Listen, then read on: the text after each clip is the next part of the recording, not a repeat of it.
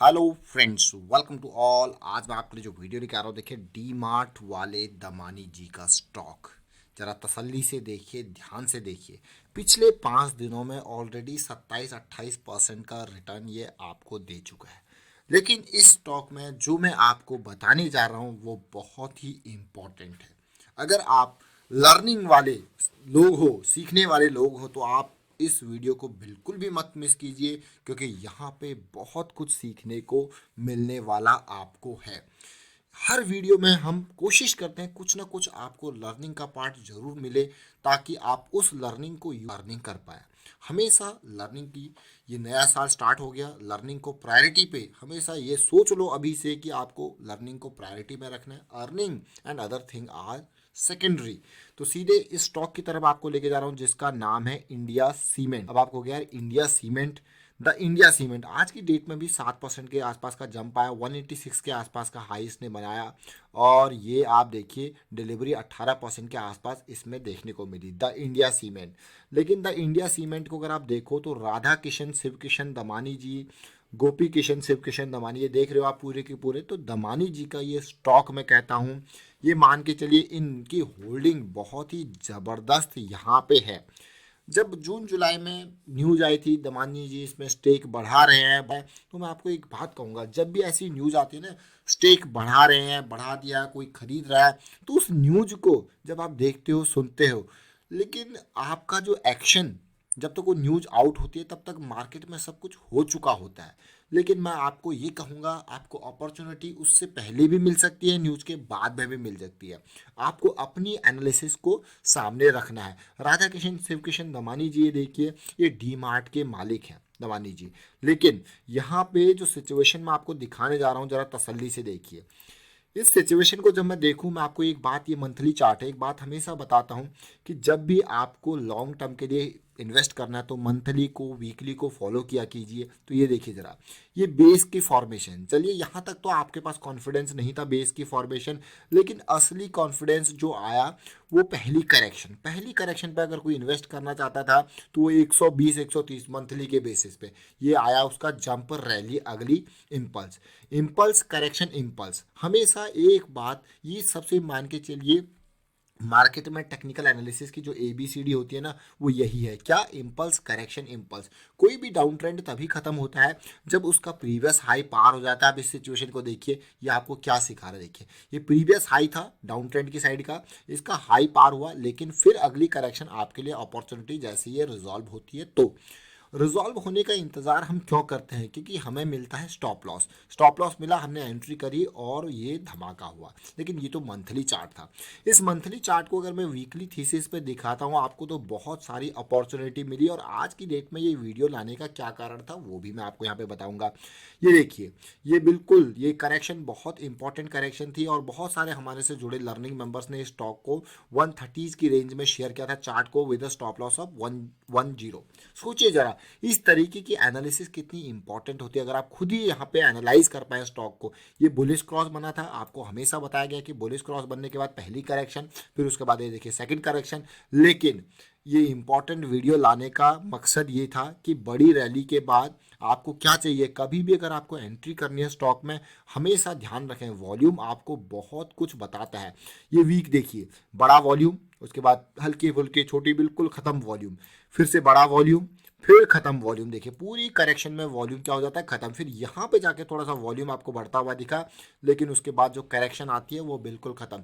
ये बहुत important learning है, कभी भी याद रखें। इम्पल्स करेक्शन, इम्पल्स करेक्शन के टाइम पे वॉल्यूम बिल्कुल खत्म हो जाता है, ना के बराबर रहता है। और इस पर्टिकुलर करेक्शन को जो 21 दिसंबर वाले वीक में आई थी, इसको अब समझते हैं।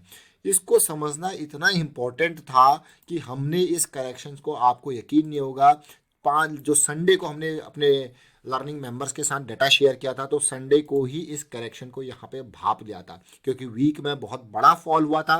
तो यहाँ पे वीकली नहीं, लेकिन हमने मंथली के बेसिस पे ये सेटअप शेयर किया गया था। इसके अलावा और भी स्टॉक्स थे, लेकिन अभी हम बात कर रहे हैं इंडिया सीमेंट की। देखिए इंडिया सीमेंट, ये 4 डे पहले, मतलब संडे को ही ये शेयर किया गया था।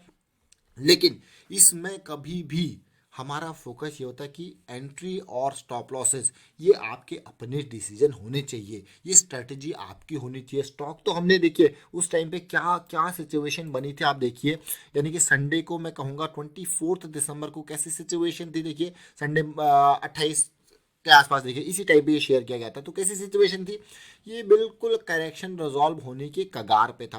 बट इसके हिसाब से कई लोगों की डिफरेंट स्ट्रेटेजी हो सकती है। अब देखिए ये डेली टाइम फ्रेम इस एरिया में ये स्टॉक यहाँ पे मूव कर रहा था तो शेयर कर दिया गया, लेकिन उसके बाद आप देख सकते हो कि क्या जबरदस्त मूव यहाँ पे आया।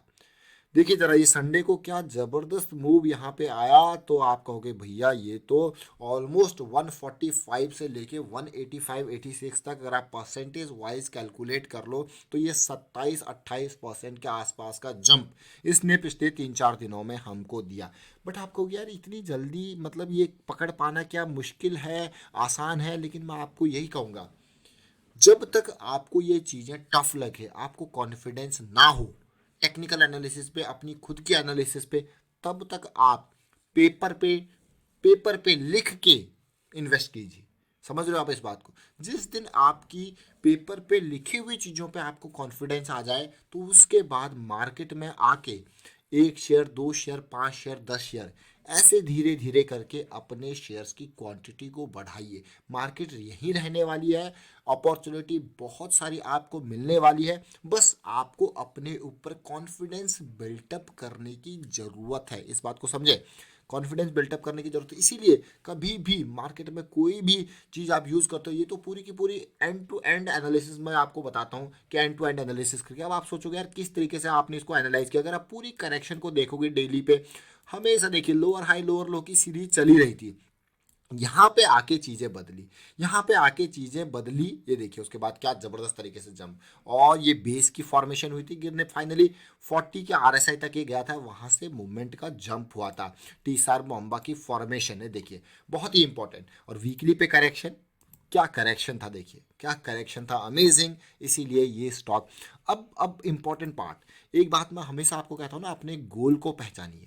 ये वीकली का करेक्शन, इसका जो एंट्री करेगा 145 150 के आसपास, थोड़ा समझ के उसका स्टॉप लॉस जो वीकली स्विंग को प्ले कर रहा है उसका ये स्टॉप लॉस होगा। अब आपको क्या यार वीकली स्विंग का क्या मतलब है, वीकली स्विंग का ये मतलब है कि आपने इस तरीके से स्टॉक को समझा है और आप इस स्विंग को प्ले करना चाहते हो, यहाँ से लेके जब इसका वापस बियरिश जॉइंट बनेगा यहाँ पे। कोई पोजिशनल ट्रेडर है, उसने पोजीशन यहाँ पे बिल्टअप करी, अब वो पोजीशन बिल्टअप करने का उसका सेकंड चांस बन रहा है, तो उसका स्टॉप लॉस बढ़ के अब यहाँ से उठ के यहाँ चले जाएगा। तो ये डिपेंड करता है डिफरेंट गोल के ऊपर, डिफरेंट स्ट्रेटजीज। गोल को सबसे पहले पहचाने, जब आप गोल को पहचान लोगे तो उसके बाद आपका काम क्या हो जाता है, आसान।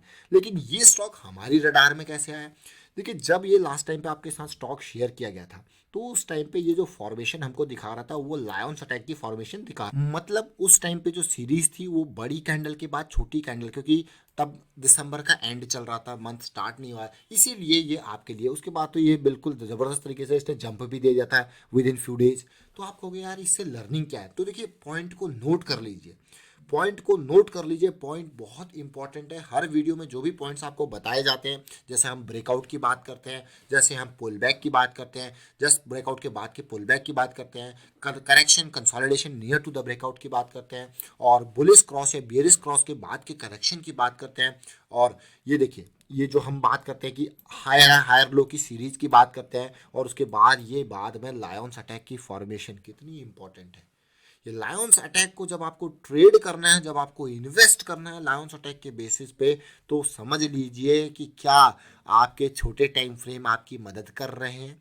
देखिए छोटे टाइम फ्रेम आपको बताते हैं कि भैया ऐसी ऐसी चीज़ें बन चुकी हैं, अब आप एंट्री लेने के लिए तैयार हो, आपका स्टॉप लॉस इस तरीके से यहाँ पे होने वाला है।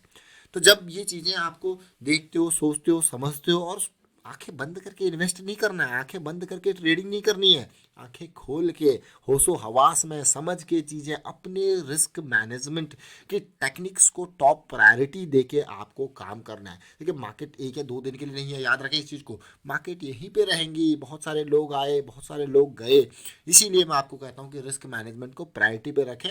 और फिलहाल ये जो हमने इंडिया सीमेंट से सीखा, दमानी जी का स्टॉक जरूर है, लेकिन बहुत कुछ इसने हमको लर्निंग यहाँ पे पे दी है। हायर लो का स्ट्रक्चर, वीकली स्विंग के बारे में हमने बात करी, आरएसआई को भी हमने यहाँ पे फोकस करने की कोशिश करी, साथ के साथ 5 दिन पहले कैसे हमारे रडार में आया था मंथली लायंस अटैक के हिसाब से, उसकी भी हमने यहाँ पे बात करी। तो फिलहाल वाइंड अप करता हूँ इस वीडियो को। उम्मीद करता हूँ वीडियो आपको अच्छा लगा होगा। अच्छा लगा तो शेयर जरूर कीजिए, लाइक कीजिए। चैनल अगर आपने अब तक सब्सक्राइब नहीं किया तो जल्दी से सब्सक्राइब कर ले, साथ के साथ बेल आइकन को भी प्रेस कर ले, जिससे आपको नोटिफिकेशन आती रहेगी। Thank you for watching the video.